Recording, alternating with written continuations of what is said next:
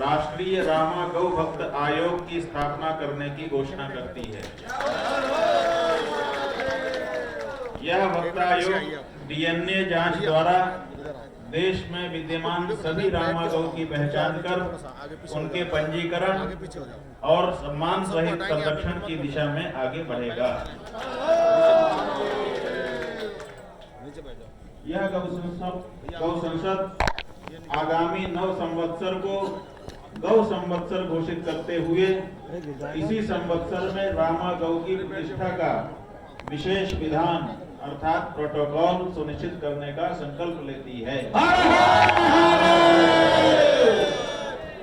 यह गौ संसद विगत गोपाष्टमी 20 नवंबर 2023 ईस्वी को दिल्ली के रामलीला मैदान में हमारे द्वारा रामा गौ को राष्ट्र माता के रूप में उद्घोषित करने का स्वागत करती है और उसे व्यवहार में लाने का सभी संबंधितों से आग्रह करती है। यह गौ संसद देश की केंद्रीय सरकार से मांग करती है कि बहुसंख्यकों की भावना और बहुसंख्यक प्रदेशों के पारित कानूनों के आलोक में गौ माता को भारत देश में राष्ट्र माता का संवैधानिक सम्मान प्रदान करे। हर हर महादेव। जैसे गंगा नदी होकर के भी नदी नहीं, जैसे गुरु मनुष्य होकर के भी मनुष्य नहीं, वैसे ही गाय पशु होकर भी भारतीय संस्कृति में पशु नहीं मानी जाती। अतः गौ संसद मांग करती है कि तत्काल कानूनी तौर पर गौ माता को पशु की श्रेणी से हटाकर माता का सम्मान दिया जाए तथा गौ वंश के संरक्षण एवं संवर्धन हेतु गौ माता को पशु मंत्रालय से हटाकर अविलंब गौ मंत्रालय का अलग से गठन किया जाए। हर हर महादेव। यह गौ संसद मांग करती है कि गौ माता एवं गौ वंश के विषय को संविधान में राज्य सूची से हटाकर केंद्रीय सूची में डाला जाए। यह गौ संसद यह भी उद्घोषित करती है कि जो भी हिंदू होकर गाय का मांस खाता हो, गाय की हत्या के व्यवसाय या कत्लखानों से जुड़ा हो, गौ मांस के क्रय विक्रय के कार्य में समाहित हो या उसकी तस्करी आदि से लाभ या व्यापार करता हो, उसे हिंदू धर्म से पूर्णतः बहिष्कृत किया जाए। ऐसे सभी लोगों को अपराध घोषित किया जाता है और 9 संवत्सर आरंभ होने के पहले तक का समय अवसर इन पाप कृत्यों को छोड़कर प्रायश्चित द्वारा पवित्र हो जाने के लिए दिया जाता है। जब तक वे ऐसा नहीं करते हैं तब तक सभी हिंदुओं से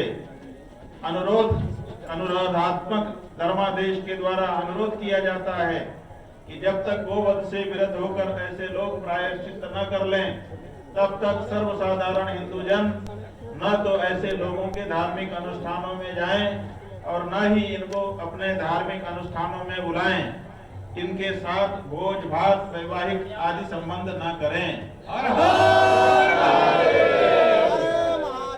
ऐसे लोगों की सूची तैयार कर उनको इस गौ धर्मादेश से अवगत कराया जाएगा और आवश्यक होने पर सर्वसाधारण हिंदुओं के सूचनार्थ उनकी सूची भी जारी की जाएगी।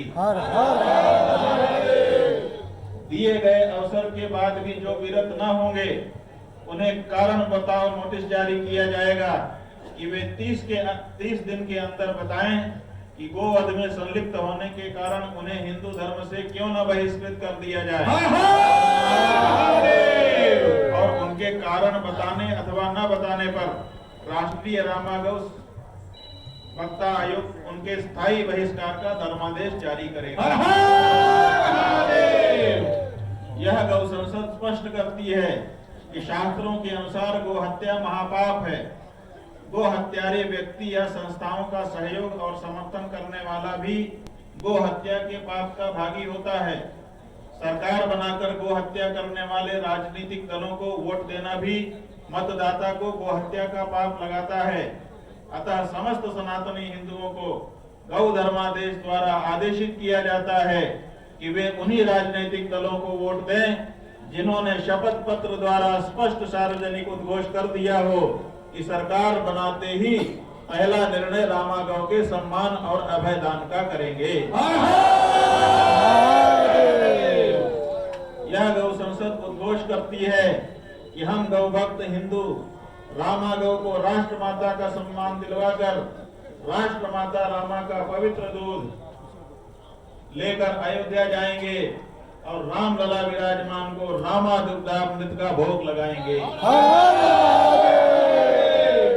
यह गौ संसद सरकारों से अनुरोध करती है कि गौ चरान की भूमि देश भर में हजारों हेक्टेयर उपलब्ध है, किंतु गोवंश की इस भूमि पर वैध अवैध निर्माण के द्वारा कब्जा कर लिया गया है, जिससे गोवंश निराश्रित होकर सड़कों पर आ गया है। अतः यह समस्त गौचरान भूमि अविलंब मुक्त कराई जाए तथा उनमें गौ अभयारण्य बनाकर रामा गौ माता को सौंप दिया जाए। गाय को सनातन धर्म में पशु नहीं माता की प्रतिष्ठा है। अतः यह गौ संसद इस गौ धर्मादेश के द्वारा हिंदू होने के लिए अनिवार्य नियम तय करती है कि रामा गौ को माता मानना हिंदू होने की एक अनिवार्य शर्त है।